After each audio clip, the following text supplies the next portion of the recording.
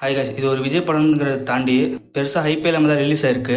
நாலாம் நேற்று மங்காத்தா படம் பார்த்து ஹைப்பை ஏற்றிக்கிட்டேன். என்ன மாதிரி எத்தனை பேர் மங்காத்தா படம் நேற்று நைட்டு பார்த்தீங்கிறத கமெண்ட்டில் சொல்லுங்கள். இந்த படத்தை போய் பார்க்கும்போது சுத்தமாக எக்ஸ்பெக்டேஷனே இல்லை. அதனால இந்த படம் எனக்கு ரொம்ப சாட்டிஸ்ஃபை பண்ணிடுச்சு. ரிவ்யூக்குள்ளே போகிறது முன்னாடி நீங்கள் நம்ம சேனலுக்கு ஃபஸ்ட் டைம் வந்து சப்ஸ்கிரைப் பண்ணுங்கள், கூட பெல் ஐக்கன் கிளிக் பண்ணுங்கள். அப்போ தான் நான் போகிற வீடியோஸ்லாம் உங்களுக்கு அன் டைம் நோட்டிஃபிகேஷன் வரும். சரி, வாங்க வீடியோ ஸ்டார்ட் பண்ணலாம். ஃபஸ்ட்டு இந்த படத்தோட கதை என்னன்னா, ஹீரோ வந்து சர்ட்ஸுங்கிற ஸ்குவாடில் இருக்காரு. வில்லன் கேங்கை பிடிக்க போகும்போது ஆக்சிடென்ட் ஆகி வில்லனோட ஃபேமிலிஸ்லாம் இறந்து போயிடுறாங்க. இதனாலே வில்லன் ஹீரோவை பழி வாங்கணும்னு நினைக்கிறாரு. அதுக்கப்புறம் என்னாச்சுங்க தான் படத்தோட கதை. ஃபஸ்ட்டு பாசிட்டிவ் பாயிண்ட் பார்த்துருவோம். ஃபஸ்ட்டு பாசிட்டிவ் பாயிண்ட் என்னன்னா, படத்தில் நடிச்ச ஆக்டர்ஸ் எல்லாரும் தான். விஜய் சார் எப்படியோ ஒரு ரோல் நல்லா பண்ணிடுவாருன்னு தெரியும். ஆனால் கூட இருக்கிற கேரக்டருக்கு நல்லா இம்பார்ட்டன்ஸ் கொடுத்து நல்லாவே எடுத்து கொடுத்துருந்தாங்க. முக்கியமாக இதில் பிரசாந்த் கேரக்டர் சொல்லியே ஆகணும். இதுக்கு முன்னாடி நான் அந்தகன் படத்தோட ரிவ்யூவில் சொல்லியிருக்கேன். பிரசாந்த் தான் எனக்கு ரொம்ப பிடிக்கும். அவர் இந்த படத்தில் நடிக்கிறார் தெரிஞ்ச உடனே கண்டிப்பாக அவர் கூட்டு வேஸ்ட் பண்ணிடுவாங்க தான் நினச்சேன். ட்ரெய்லரில் கூட பிரசாந்த் சொம்ப அடிக்கிற கேரக்டர் மாதிரி தான் காமிச்சிருந்தாங்க. ஆனால் படத்தில் பார்க்கும்போது வெயிட்டான ரோலே இருக்குது. இதே மாதிரி தான் பிரபுதேவாவும். இவங்க ரெண்டு பேரும் கதையில் நல்லாவே யூஸ் பண்ணியிருந்தார் வெங்கட் பிரபு. இவங்களையும் தாண்டி ஜெயராம், மைக் மோகன் இவங்களாம் நல்லாவே நடிச்சிருந்தாங்க. நல்ல ரோலும் இருந்துச்சு. குறிப்பாக விஜய் சார் ரொம்ப நல்லாவே நடிச்சிருந்தார் இந்த படத்தில். அவர் பிறந்த குட்டி குட்டி மேனரிசம் சூப்பர் க்யூட்டாக இருக்குது.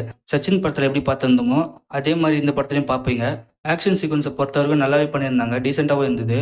கொஞ்சம் ஓவர் டோஸாக ஃபைட் சீன் இருந்தது. இருந்தாலும் இது மசாலா படங்கிறதுனால அதெல்லாம் கண்டுக்க தேவையில்லை.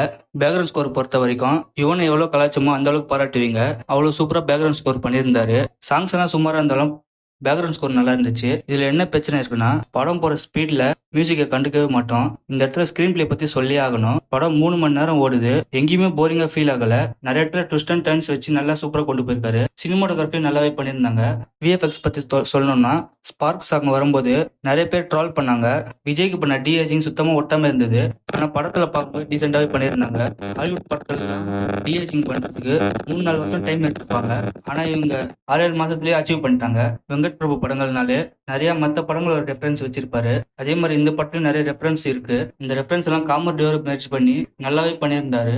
இதை தாண்டி படத்துல நிறைய கேமியோஸ் இருக்கு. யார் கேமியோ கொடுத்துருக்காங்கிறது நான் சொல்லவே மாட்டேன். படத்தை பார்த்து தெரிஞ்சுக்கோங்க. அடுத்த நெகட்டிவ் என்னன்னு பார்த்துருவோம். எனக்கு இந்த படத்துல நெகட்டிவா பட்டது 3 மணி நேரம் டியூரேஷன் தான். என்னதான் படம் முழுக்க போர் அடிக்கலைனாலும் படம் லெங்க்தியா ஃபீல் ஆகும். எனக்கு தெரிஞ்சு நைட் ஷோ போறவங்கலாம் ஷோவை கேன்சல் பண்றது நல்லது. ஏன்னா படம் முடிஞ்சு வெளியே வர லேட் ஆயிடும். அடுத்த நெகட்டிவ் என்ன, ஸ்பார்க் சாங் தான். படம் போகிற ஸ்பீடில் தேவையில்லாததெல்லாம் பிளேஸ் பண்ணியிருக்காங்க.